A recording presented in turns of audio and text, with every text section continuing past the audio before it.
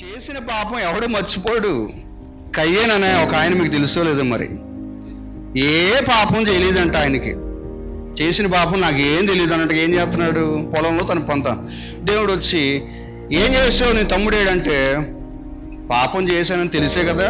కట్టువుగా సమాధానం ఎవరికి, నేనేమైనా నా తమ్ముడికి కాపలాదారున్నా? దేవుడితో మాట్లాడే విధానం ఇదేనా?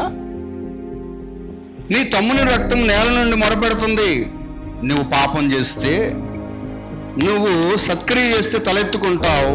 దుష్కార్యం చేసావు కాబట్టేగా తలదించుకుని మాట్లాడుతున్నావు, కోపంగా మాట్లాడుతున్నావు. వాకిట ఏం పొంచి ఉంటుంది, నీకు తెలుసు నువ్వు పాపం చేసినట్టు. కాబట్టి నువ్వు దేశదిమ్మరు అయిపోతావు.